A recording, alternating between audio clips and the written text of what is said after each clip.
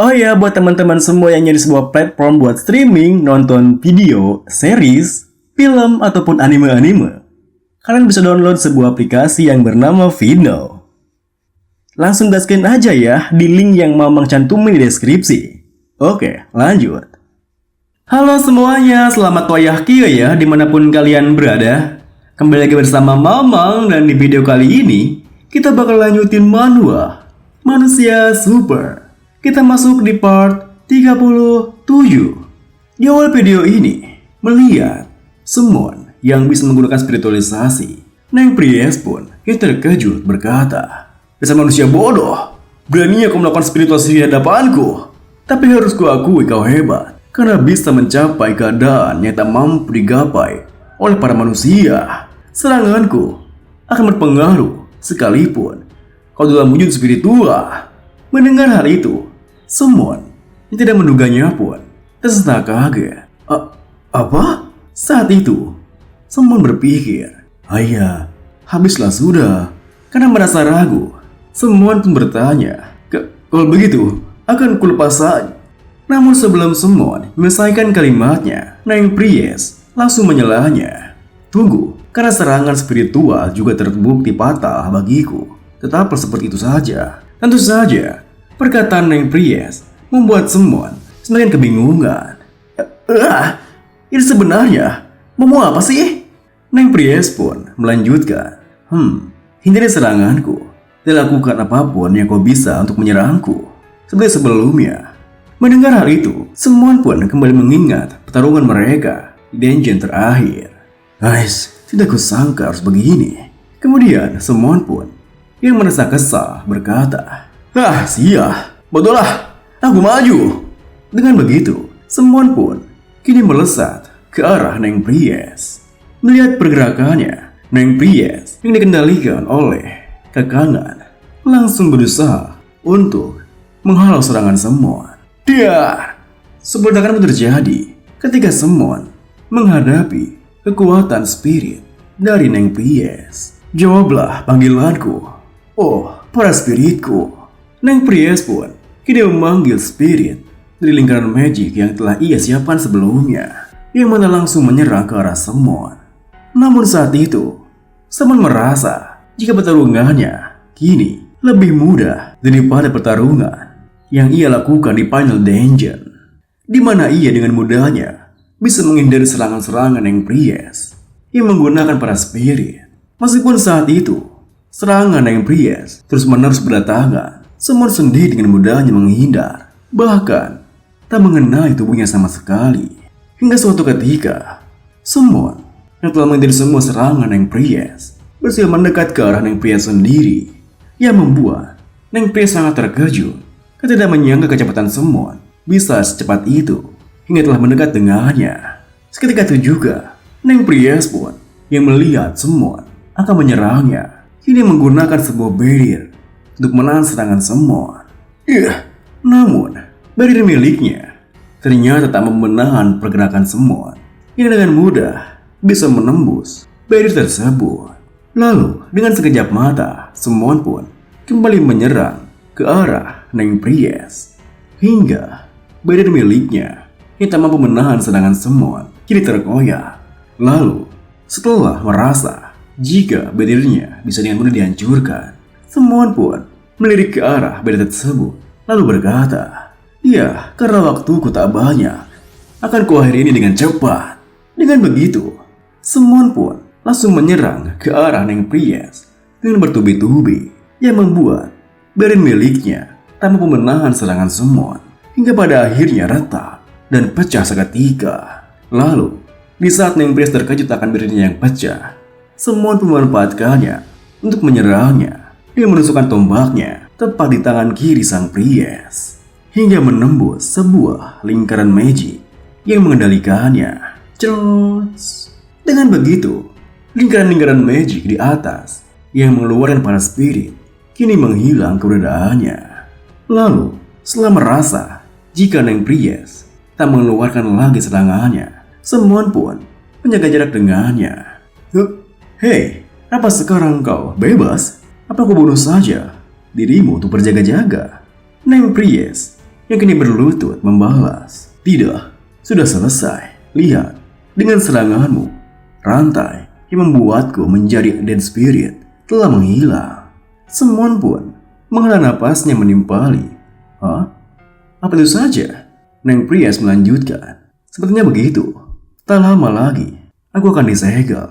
Mendengar hal itu, Semon yang merasa agak hampa berkata, membosankan sekali. Kemudian, sembari memperhatikan tubuhnya, Neng Priest menjelaskan, inilah yang terjadi jika seorang berusaha mengendalikanku. Tanpa memiliki kekuatan yang diperlukan, tubuh fisikku hancur karena tak mampu menangani spirit milikku yang kuat. Kita bisa menyelesaikan pertempurannya dengan cepat karena spiritualisasi yang kau gunakan. Seandainya seperti yang sebelumnya, kita pasti harus bertarung selama beberapa hari. Sebagai gantinya, akan kukirim kau kembali menuju ke sebuah garis waktu, yakni tepat sebelum kau memasuki dungeon ini. Mendengar hal itu, Semon pun sempat tertegun berpikir, bisa-bisanya dia seperti diri itu. Kemudian, ia berkata, oh, apa aku bisa melakukannya? Kurasa itu artinya aku bisa menemui si Pietro brengsek itu. Ayo pesan aku sekarang. Namun, Neng Priest langsung menyangkalnya. Jangan terburu-buru. Orang yang membuatku seperti ini akan sadar dari sesuatu yang janggal. Aku yakin mereka akan bergemari untuk menilai situasinya. Mendengar hal itu, Semon pun kini mendengar ke arahnya, membalas. Oh, kurasa kau ada benarnya. Soalnya aku mematikan semua perangkap mereka. Kita lihat siapa sebenarnya seketua asosiasi ini sebelum aku pergi. Melihat tingkahnya, Neng Priest pun kini melihat kebalas pertarungannya, lalu berkata, ya, aku juga memiliki sebuah tugas untuk mengoreksi mereka yang pergi ke jalan yang salah. Semon pun membalas, hei, kau pikir mereka akan mendengarmu dan kondisimu yang sekarang ini untuk memberi mereka pelajaran? Kau harus menggunakan kekerasan tahu?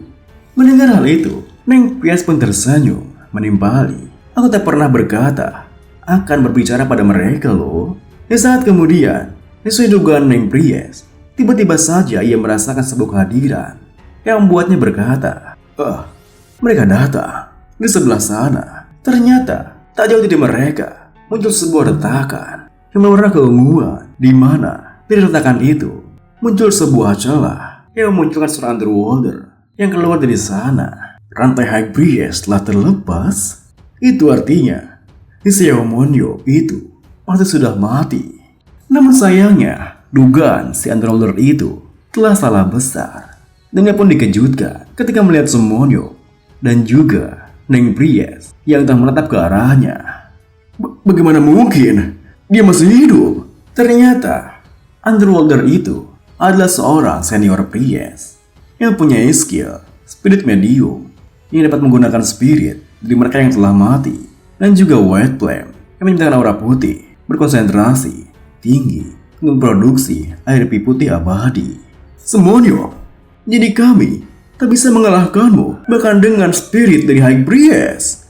Semon sendiri yang tengah menatapnya berpikir, seorang Underworlder yang berbahasa Itali, dia pastilah orang yang mengendalikan Pietro Anella.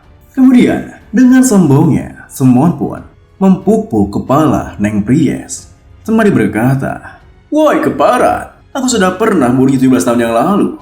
Kau sungguh mengira dia punya kesempatan melawanku di kondisinya yang sekarang? Tentu saja tinggal Semon yang mempukul kepalanya membuat Neng Priest langsung merasa bete dengannya. Sudah kelewatan tahu? Melihat tingkah mereka, Senior Priest pun berkata, aku tidak percaya ini. Semon pun kini menatapnya berkata, aku rasa aku harus berterima kasih untuk sambutan hangatnya. Sepertinya bawahanmu ini harus kita beri pelajaran. Neng Priest pun membalas, iya, kau benar. Dengan begitu, mereka berdua pun bersamaan mengeluarkan kekuatannya, di mana Neng Priest menggunakan api putihnya, sedangkan Semon melakukan spiritualisasi yang membuat si Underworlder tadi, Senior Priest, terkejut setengah mati. Spiritualisasi? Bagaimana bisa seorang manusia mampu mencapai keadaan itu. Sia, untuk sekarang, kabur. Di saat senior PS itu menghilang, Semon menatap ke arah Neng Pries berkata, Hei, apa dia baru saja kabur? Neng Pries pun membalas, sepertinya begitu. Tentu saja, perkataan Neng Pries membuat Semon merasa kesal. Sepertinya begitu? Sepertinya begitu? Hei, kau benar-benar berani membiarkannya kabur begitu saja? Ais, tentu saja Neng Pries tak melakukan hal itu, di mana ia kini mencuri keberadaan senior Pries tadi, dan menggunakan kekuatannya, ia pun berhasil membuat senior Pries tengah-tengah kabur kembali muncul di dekatnya. Hah? Hai Pries?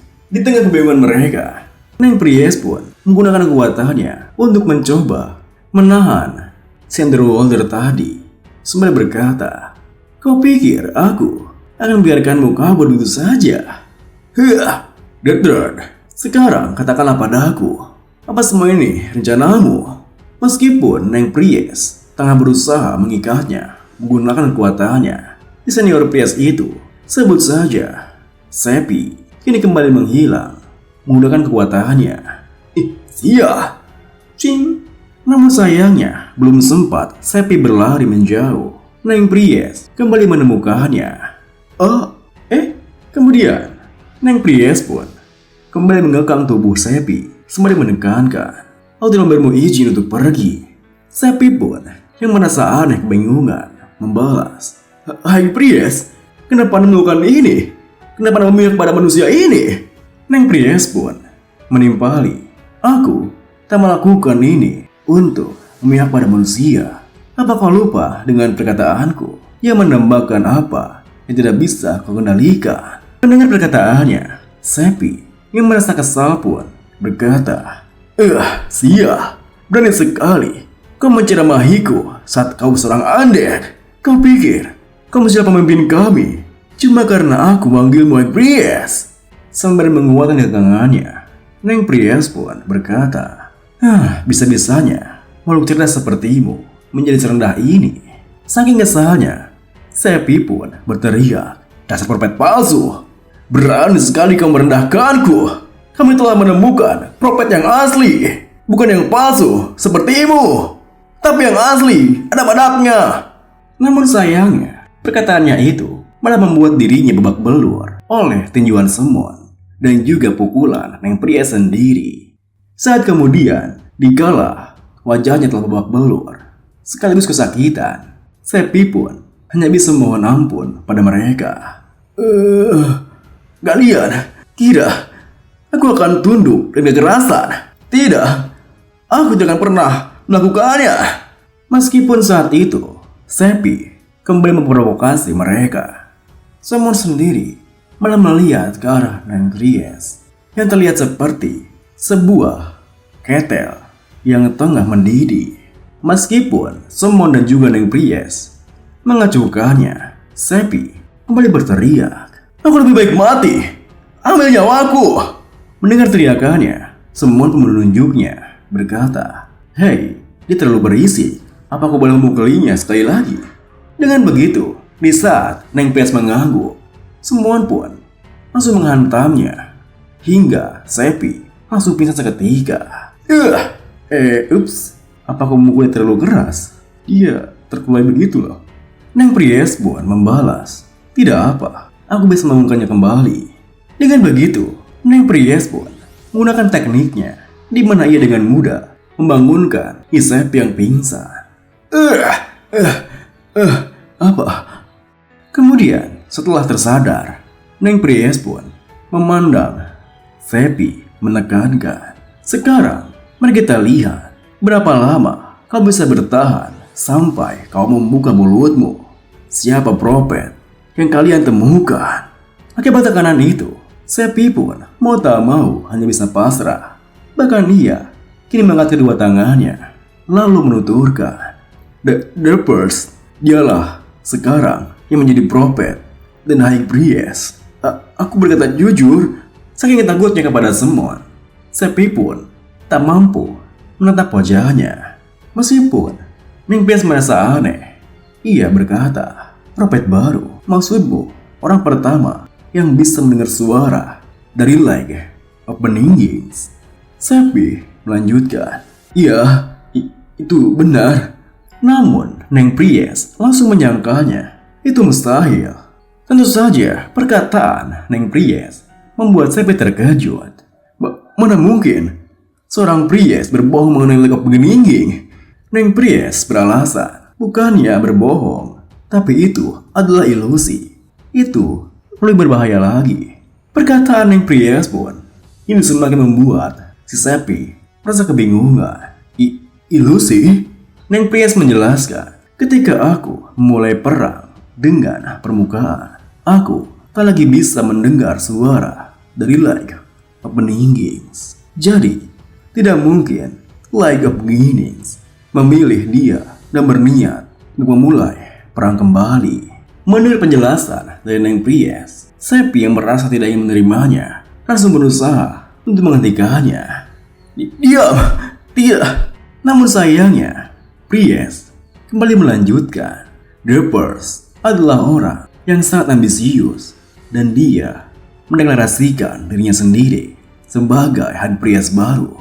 Sungguh arogan. Tapi kalau dia benar-benar mendengarnya, pasti dia setelah ditipu oleh seorang. Suara siapa yang kau dengar? Suara siapa yang kau anggap sebagai Lake of Beningings itu? Saat itu, saking tidak menerimanya akan penjelasan dari Neng Priest, Seppi pun berteriak, "Tidak, mustahil. Aku sudah mengecewakan High Priest. Kau adalah prophet palsu yang cuma mengatakan kata-kata hujatan. Kamu tidak akan gagal sepertimu. Kafir!" Melihat tingkahnya, Semon yang tidak tahan dengan teriakannya langsung menghajarnya. "Lagi-lagi, kamu bicara tidak sopan." Abuk! Saking kuatnya pukulan Semon, Seppi pun terbental mundur dan menabrak dinding di belakangnya. Dasar kafir! Baiklah, aku akan membuat kalian semua mati bersama aku. Melihat tingkahnya, Semon pun melirik ke arah Neng Priest berkata, menjengkelkan, dia akan meledakkan diri. Gak bahaya tak? Dengan datarnya, Neng Priest membalas, biarkan saja.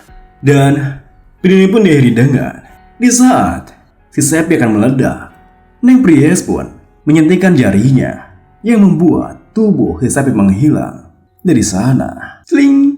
Hal itu pun membuat Semon merasa aneh sekaligus heran. Loh, kok hilang? Kemana perginya dia? Neng Priest pun membalas, itu tidak penting.